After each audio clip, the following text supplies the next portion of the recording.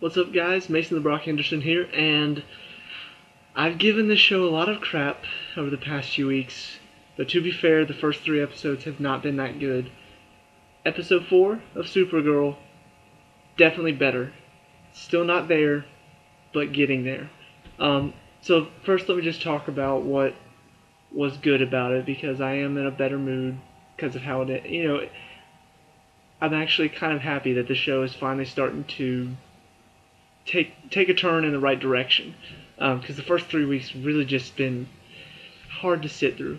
So first of all, what it got really right, Alex. I mentioned her character before. I mentioned how she was the one in the first episode that I could really, get a hold of her character. Where a lot of the other characters were, you got Jimmy, who's completely different than he is in the comics.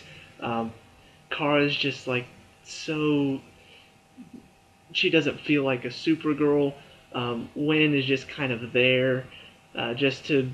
He's that guy that pretty much gets friend zoned. And I heard he has like significance to the comics. He's like, there's another villain who's named Wynn. I don't know how he's gonna play it anyway. But Alex has always been one that's just, she's been a good character. In my opinion, she's been the best character out of all of them so far. But you really get more of her in this episode, and not just the past couple weeks. The first episode you got a lot of Alex. Past 2 weeks you've been getting DEO Alex, which is not as interesting as Kara's sister, just regular Alex Danvers. But this week you really got more of her, because her mom's in town, and you get the sense that not all is right between her and her mom, and that's very relatable. And this show has not been that relatable recently, but that's relatable for a lot of people, whether you have a friend who had bad relationship with their parents. A lot of people have had bad relationships with their parents, one or two of their parents. And so, it just made me feel like now I can relate to the show somehow. And even though it's weird that I'm relating to a girl on a show, it does make sense. Because, I haven't always had a good relationship with my parents, and there have been times when I've wanted to do anything just to get their approval. Because sometimes it felt like I could do nothing right. And that's very much how Alex feels. She feels like she can't do anything right, even though it was Kara's decision to become Supergirl and go out and fight. Her mother still blames Alex for not stopping her from doing that, even though it's like, she's an adult. You can't stop her. So you relate to Alex very, very much. And it was just kind of funny when they're all sitting at the dinner table and she's just downing you could see that she's just downing all this alcohol and slowly getting more sarcastic. And Kara can sense it too. She's like trying to get them to talk without everything blowing up, and then everything does blow up. So anyway, they did get Alex right. They also did very well showing a bit of backstory with the family, showing that Hank Henshaw has been around for a while. He's the reason. I wonder if they're going to show how Alex ended up in the DEO, if Hank approached her, because you come to find out that Alex's dad was also in the DEO, and they showed Hank coming to their door when Kara was 13. They did a little flashback scene, and to keep them from taking Kara away, Alex's dad said, "Take me. I have research on Superman. I'll give you information." And so I wonder if they're going to show like Hank approaching Alex because her dad had died, and so to kind of put another Danvers family member into the DEO, because that's I don't know his motivation. There's been a lot of talk about who he really is because of the red eyes thing. It's been kind of just, I don't know. Now it's actually becoming a thing. At first I was just like, this looks like they're trying to be like mysterious, and not really. It's just kind of something that happens really weird. So anyway, backstory, they did well. The villains so far besides the first two episodes when it was just finding out about her Car's aunt being the main bad guy, which was just why give it away so early. Last week's villain was probably the highlight of the episode for me, just because he was so over the top that it was enjoyable. Same for this week.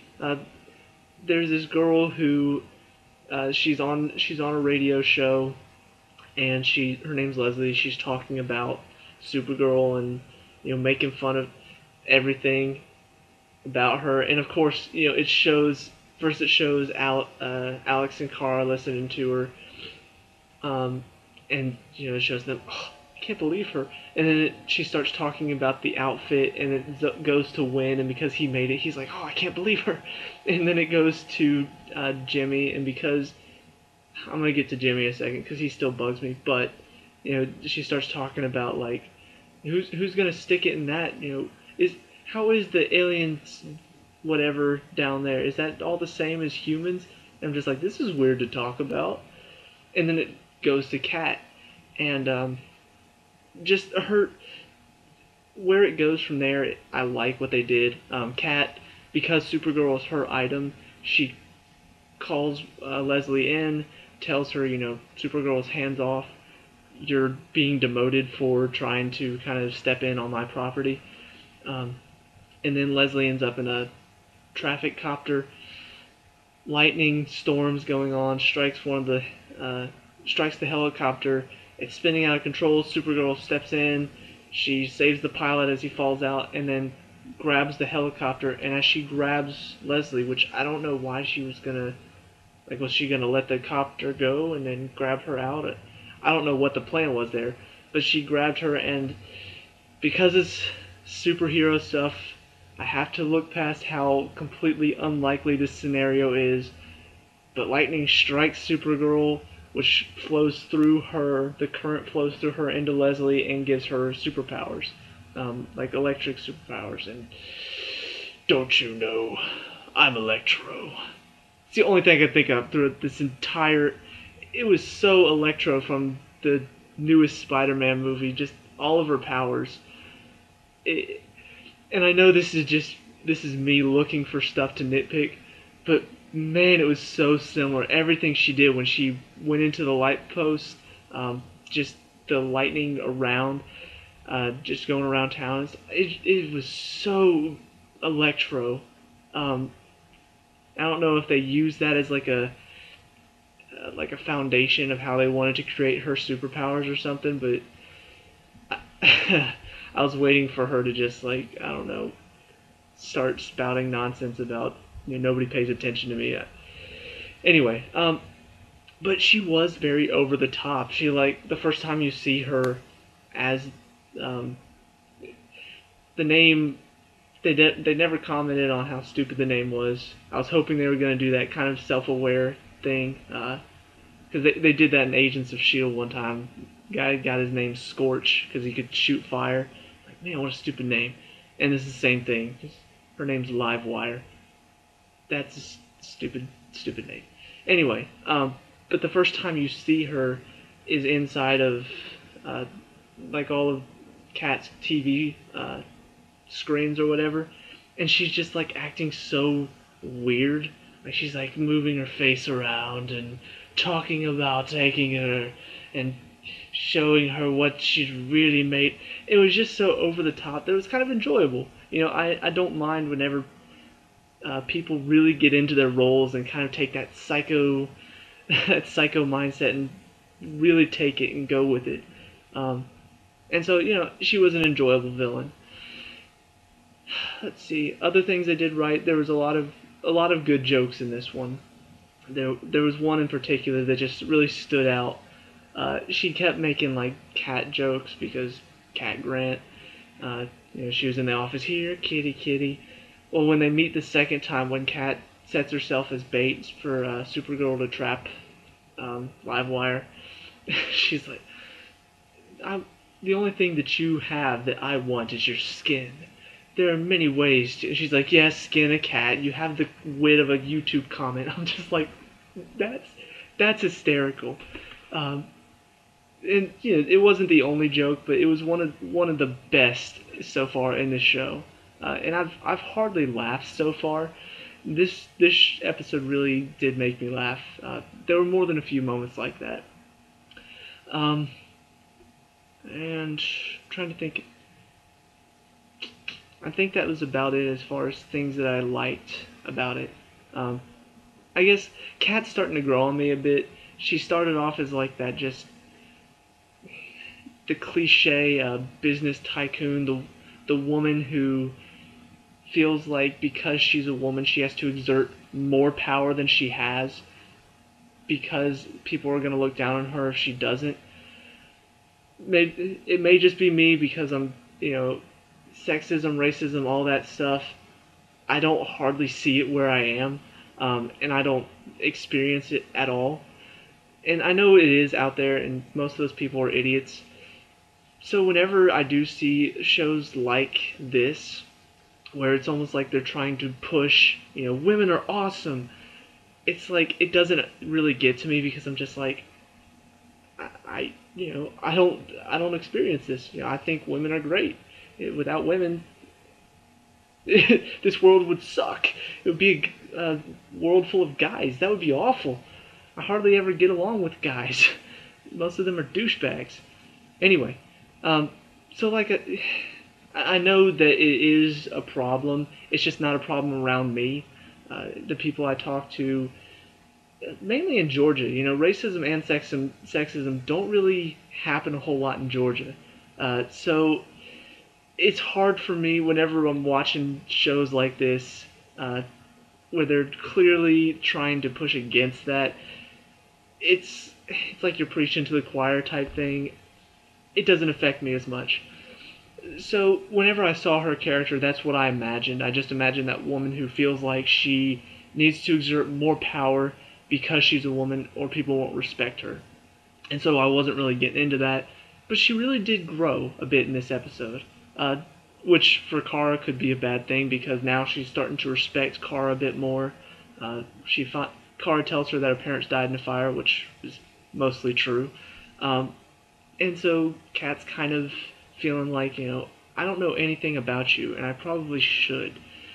And so that could go completely wrong if Kat does get to know her more and then makes the connection to Supergirl. Because somebody did point out last week that the reason Kat probably hasn't made the connection is because Kara, is just her assistant. She hardly ever pays attention to her. So it does make sense that she wouldn't make that connection right away. But if she does start to kind of care about Kara a bit more and really get to know her, she might make that connection. So that's something to think about. But so that's about the extent of what I've liked about this episode.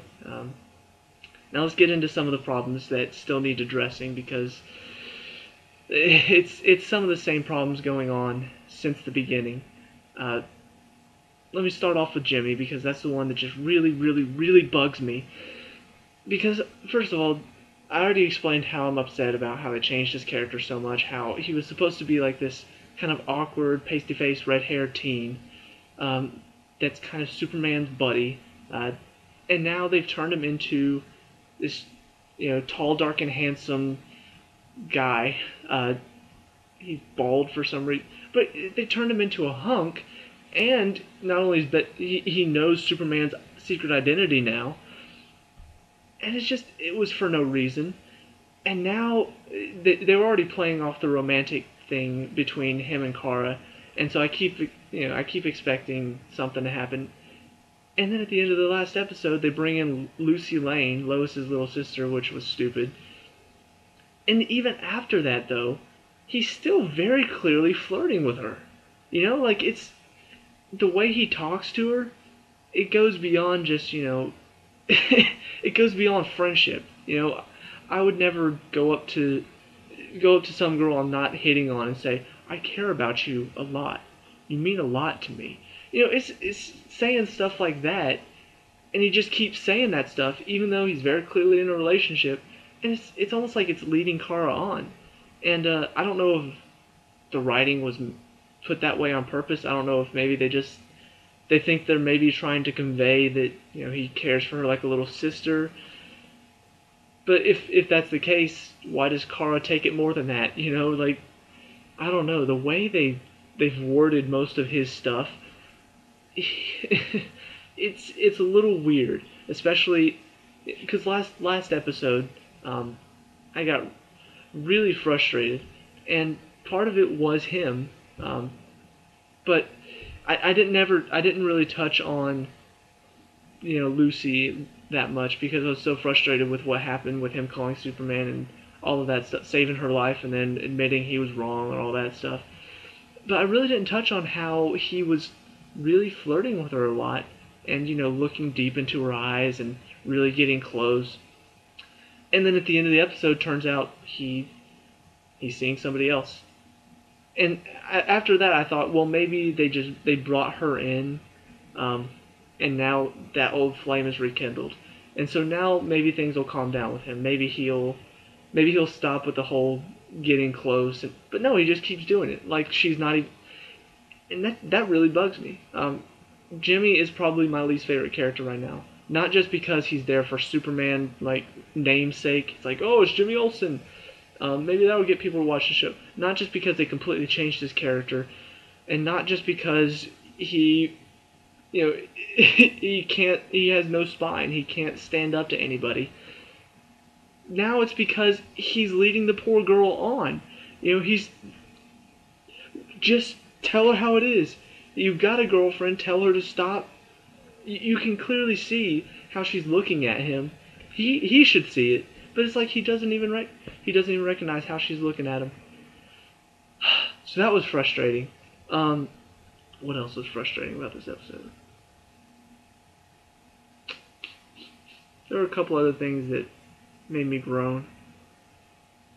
I can't remember them right now for some reason. I just had them all up here, and then while I was talking about the good stuff, the bad stuff kind of went away, which is it's a good thing for this show because so far there's been like nothing good to distract from the bad.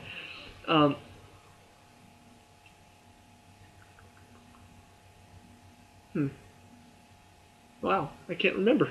That's weird. That's never happened to me before. Most of the time, if I don't remember, it comes right back. Let me just start talking a bit about some of the other stuff then that was kind of neutral. The fighting is still not there yet.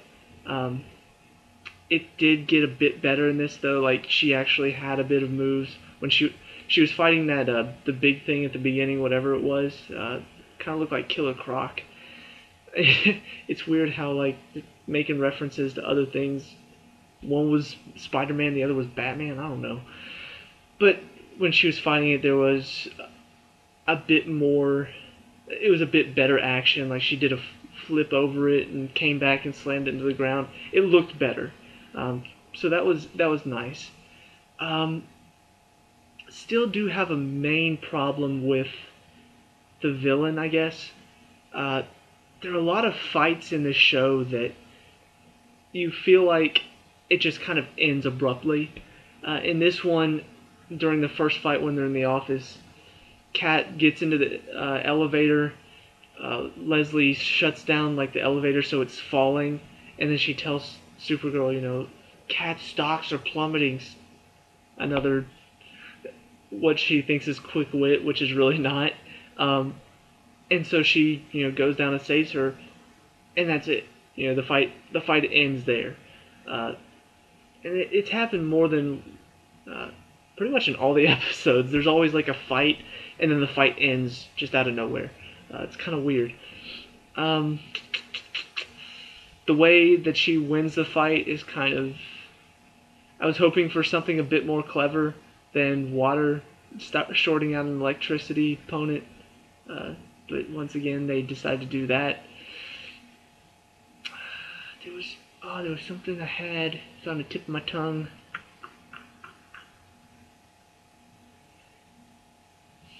Crud. Okay, hang on.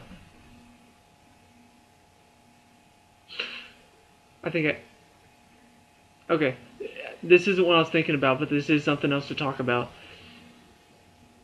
They still are focusing a bit too much on relationships surrounding our heroes.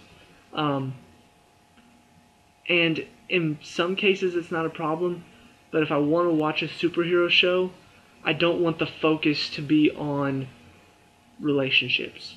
I want it to be on the superhero and what's going on with them. The relationships are kind of second nature to the show. They should be thrown in off to the side. So like surrounding the action. It got a bit closer in this episode, because last episode it was all relationships, and then like the fight was always, oh yeah, we gotta go stop this bad guy because he's attacking. It did get a bit better in this one because she had to fight before she had to go somewhere, which is what I expect in a superhero show. I expect there to be a bit of, you're supposed to be here. Why aren't you? Well, I gotta fight. I'm in the middle of a fight right now. So it did have those moments where it felt like she had to be a superhero. So I can't really fight right now. So that was a bit. I remembered. Really bizarre choice in songs so far. This was the weirdest. They had a moment between the mother and Alex's mother and Alex. The song choices so far have just been bizarre. Like, they've been kind of, girly songs, and obviously the main character's a girl, so most of the time that would make sense. But they haven't been like superhero girl songs. They've been like girly girl songs like you'd expect to see on, I don't know, I can't think of a really girly, like chick flick stuff. Like The Notebook, you'd expect maybe the girls to be dancing to this song or something. This is even more bizarre than that, like picking a chick flick song. They had Take Me to Church, sung by a woman, and it was in the middle of this mother-daughter scene. I'm just like, what? Like, where did you... What? Like, what? How did that come to mind? Like, what made you think... Oh, I'm trying to think of a good song. You're going to have a mother and a daughter sitting on a couch, kind of talking to each other, trying to figure out differences. They're having an emotional moment. The mother kind of accepts the daughter, tells her she loves her, she's always loved her. Take me to church! That song really makes me think about this scene. No, not at all. Just, it was out of no. When I started hearing the words, I'm like, did this take me? It is. Like, what is the point of this song? And it just came out of nowhere. It was a bizarre choice of song. And if it was the first time this had happened, I'd been like, okay, whatever. But this, I mean, they've had a lot of strange songs, like in these scenes where they don't even really fit. So I don't know. Just before it was just, oh, it's a chick song. It's. I can understand, I guess, why, because the main character's a girl, but this one is just no reason for it whatsoever. Just wanted, I guess, a popular song, but didn't even have the guy singing it. It had somebody else singing it. So I don't know. I was at a loss for words when that scene happened, and I don't know if I'm the only one, but that was bizarre, man. But anyway. Like I was saying, much better episode. This show started off very poorly, but they fixed a few things. The characters are getting a bit better, except for cannot stand Jimmy for the life of me. But he's the only one that I really can't stand. Kat's gotten much better. Alex, from the beginning, has been my favorite character. She's gotten better. Kara's gotten a bit better too. She's starting to understand a bit more about responsibility and blah blah blah, all that great power talk. Wen too. I mean, he's kind of. I was worried he was always just going to be that third wheel. He kind of took a big step forward in this episode. It's like he decided, I'm going to tell Kara how I feel about her, and at the end, tells her that he's thankful for her and gives her a peck on the cheek, which she reacts poorly to. And then Jimmy walks in. She's like, "Hey, James!" And of course, Wynn sees that, and you just gotta feel bad for the guy because he's done. He's been through a lot. His father's in prison, so that's rough. He's done all of this stuff for Kara. Made her suit, got a little workspace, even though it's like the worst, the poorest hidden workspace of all time for a superhero. And just he's been through a whole lot, and she's so wowed by Jimmy just because of his looks. Like it's not like there's some like deep connection between Kara and Jimmy. There really is not. It's all based on just the way he talks to her and the way he looks and how sweet he is, and he's soft and gentle, but he's rugged too. And I'm just like, oh my gosh, like you're do you connect on any other level besides that? No, not at all. Like you hardly even know the guy. You know him because of his name. And so, big name, Jimmy Olsen, you're like, oh, Jimmy. And poor Wynn is doing he clearly likes her, doing everything he can to help her, to impress her, and she just doesn't even notice. And so when he finally kind of admits it, she doesn't even respond. She just instantly sees Jimmy and goes, "Oh, Jimmy!" And I'm just like, I want to just slap her. And that's probably the only thing that of Kara's character that's really frustrating me at this point is just get over him. He has a girlfriend now. You have no really good reason for him besides the fact that he looks good. He's constantly leading you on, like really, really, really, really leading you on. Get over him! But anyway, I'm repeating myself now. I've already talked about that. So, in conclusion, better episodes. Still not all the way there yet, but a lot of good stuff to talk about. Still got some problems need to work on. Just take Jimmy off the show, please. Please. I'm so sick of him. Pointless character. And that's about it. Let me know what you think, and I'll see you guys in the next review. Peace out.